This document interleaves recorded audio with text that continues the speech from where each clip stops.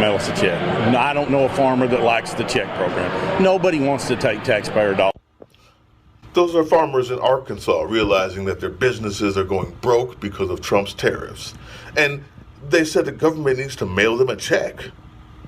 They also said that nobody wants to take taxpayer dollars. They need it to survive. It's funny. When you voted for Trump, you knew he was getting rid of SNAP. You wanted him to get rid of welfare.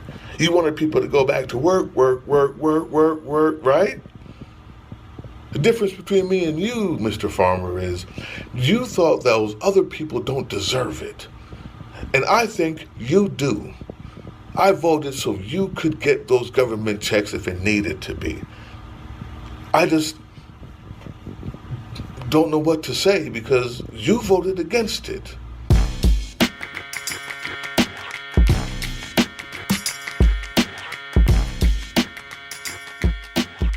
We're just absolutely fucked as farmers, guys. Everything is so fucked, and I do not see anybody surviving this farm crisis that we're in.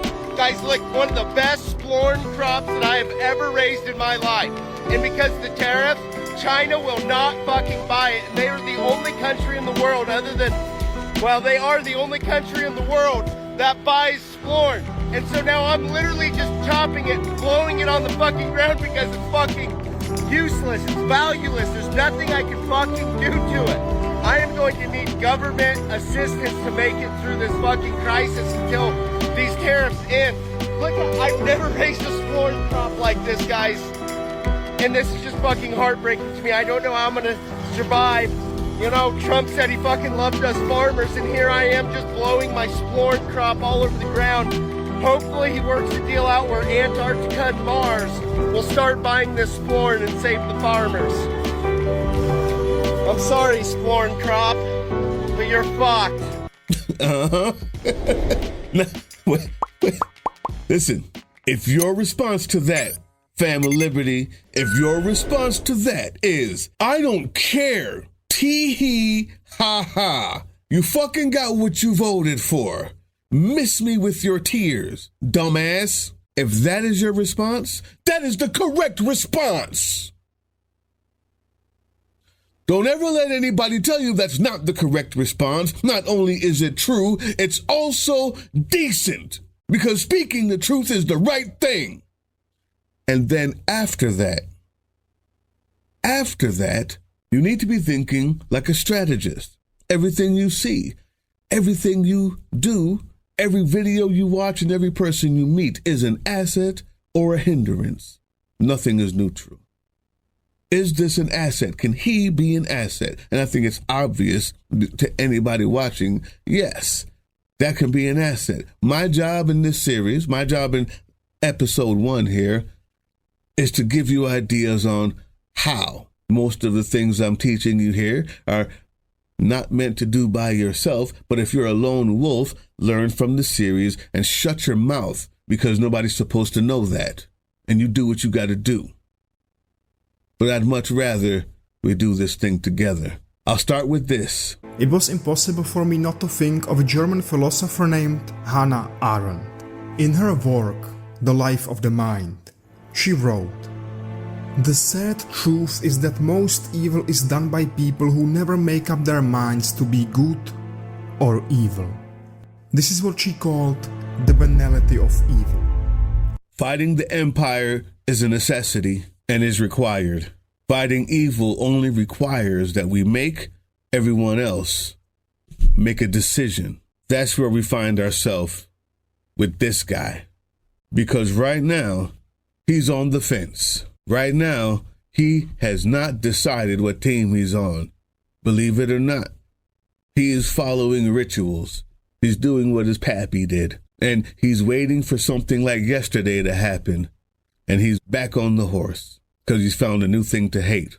Our job is to get there before that happens. Everything and everyone you see is an asset or a hindrance. Welcome to The Art of Guerrilla Warfare by Owsley Early. Chapter 6. Espionage. Because its cause is not directly tied to the survival of its people, there are spots in an empire's regime that will leak intelligence. All empires are subject to dissension and mutiny. Knowing the reasons for internal conflicts can help recruit the enemy to work against the enemy. Convincing a foe to commit suicide is done without leaving fingerprints. When there are political consequences associated with sabotage or an attack on its prey, the empire only uses citizens of the endangered nation as spies. This allows it to keep its hands clean while conducting covert operations. Explanation. Number one, when the country that we're living in, their end goal is not the betterment of their people, it's inevitable that there will be cracks that will lead to intelligence, that will lead to people turning against them. The empire, as he calls it, is also ready to turn them back by whatever means, by staging a Charlie Kirk or actually happening or many other things that you know this government is good for. Our job is to find those cracks. Next time you see something like that video that we just saw, after laughing at it and after your initial response, if you're in the fight, there is no neutral anymore. If you're in the fight, the first thing you should think is, he can be an asset. How can I make that an asset? They're full of them. And if we start thinking that way, we'll find more allies than we do enemies. When he says knowing the reasons for internal conflicts can help recruit the enemy to fight against the enemy, ding, that's where we are. That's what this whole thing is about. When we see this guy gives us insight into what can be used to have the enemy turn against the enemy. He could be an asset. Looking for this in every video, in every person, also means being able to do a little research, being willing to go the extra mile to find out where they are, who are they with. And our job is to find the assets and delete the barriers. There's many ways that we can use an asset like that, but this is one, the pawn. Chapter 14. Pawns. An empire cannot exist without pawns. Empires are dependent upon pawns. The fall of a fighting force softens a nation's foundation. Pawns pave the way for the Oxfords of powerful men. The unknowing spy is the most valuable agent employed. When direct interaction with these individuals is possible, they can be manipulated into committing acts of sabotage. Depending on the relationship an unknowing spy has with the movement, they can be directed to do things in enemy territory, such as delivering messages to allies and unwittingly planting bombs. Explanation. Now, there are two ideas in here. A pawn and a spy are two different things, but I decided to put those two together because the concept is the same. An unknowing pawn. A pawn usually doesn't know that they're a pawn, but when they're a pawn for their own government, like this guy, this farmer used to be, he was a very good one, and he found out that he was spent after he already voted the way that they wanted him to. After he was already used up, they took everything from him because he's a pawn. We, in turn, can show him that he was a pawn. But in order to do so, we have to look like him, talk like him, and maybe even befriend him. After doing that, we use him again.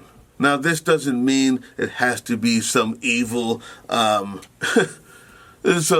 evil, malevolent idea. But what was said at the end, what Mr. Owsley Early says at the end of that statement that I wanted to add in there was, that same person can be used to give messages to our allies or even plant boom booms. I don't think we need to be planting boom booms. It's just a forensic nightmare. It's too easy to get caught. On the other hand, intellectual boom booms can be planted in his area, and he can do it. On the other hand, a wall against a marching fascist army could use someone like him in their way, rather than someone like you. that same person can convince 10 more people faster than you could convince one to make a decision. And if riled up the right way, unknowingly, by a friend, will be willing to give more than he got to save something that he really believes in, even if it doesn't exist. The evidence? He did it already. That's a guerrilla's best friend. Can you use that? In order to do this, if you plan on going this route, when you see an asset who's proven that he can already be a pawn, you find or create a common enemy. That's one way to do it. We've found a common enemy. That's the person who's taking his farm. That is a great way to get in there. It's not going to be just as easy as, hey, Trump did this, so you should do this too. No. Creating an enemy, think about what an enemy is to you. Something that you know hates you as much as you hate them. The only minority destroying America is the billionaires.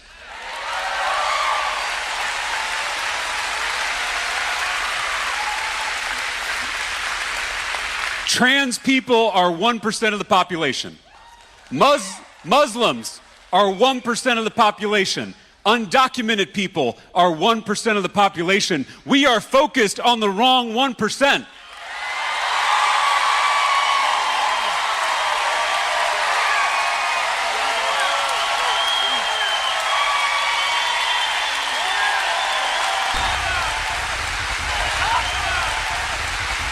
Trans people aren't taking away our health care. Muslims aren't defunding our schools. Immigrants aren't cutting taxes for themselves and their rich friends. It's the billionaires and their puppet politicians. The culture wars are a smokescreen. So many of the divisions in this state and in this country are manufactured by billionaires who want us fighting each other instead of fighting them. They want us looking left and right at our neighbors instead of looking up at them. The biggest divide in our politics is not left versus right, it's top versus bottom. Now that we found the common enemy, creating that common enemy means that you have to stop playing the enemy and get on their good side. Sounds easy. But what I'm going to do is just put up a few easy steps right here on the screen. Use their name a lot. Follow the platinum rule. That is, treat them how they want to be treated, not how you want to be treated. Make them feel like an expert. He's an expert. He's an expert at farming. He grew a great crop. He's also a political expert because he learned a lot this year. Practice mirroring. Now, if you already know where this person lives or you already are attuned to the lifestyle, you might be the better person to do this than someone else. Find or create common interests. Avoid arguments. Let them be right. Repeat back what they say. This is very powerful, rarely used. If you're doing this for the cause, please remember this. The hardest part about this job, about what we do, this fight, is a pawn is an asset, maybe an ally, but it behooves you to still remember them as an adversary. Because the point of what we're doing is to get them to do the things you don't want your team doing. Harsh? Maybe.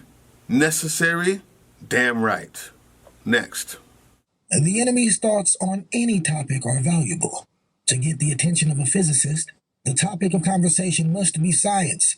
To catch the eyes of an adulterer, a beautiful woman is flaunted. Learning about the enemy involves more than counting its artillery. People are most talkative while engaging in their hobbies. Mimicking their interest in these activities allows one to extract information without force. The guerrilla defeats pawns by getting to know them. It is said that a friend is a man's worst enemy. The guerrilla befriends the enemy with or without his knowledge. Gaining access into a foe's homeland allows research to be done on their background. A man's culture reflects his true nature.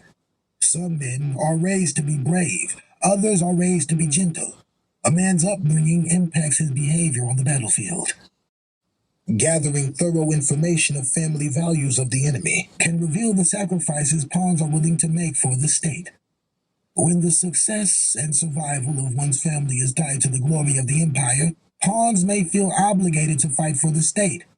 If outcomes on the battlefield impose little or no change on their home life, pawns may be reluctant to risk their lives for victory. A society's customs can reveal some of the enemy's vulnerabilities. Customs are generally habits. Such behaviors are hard to stop, even when at war. Societal rituals are usually conducted in times of comfort and peace. Pawns hold on to their customs with the enemy at their heels.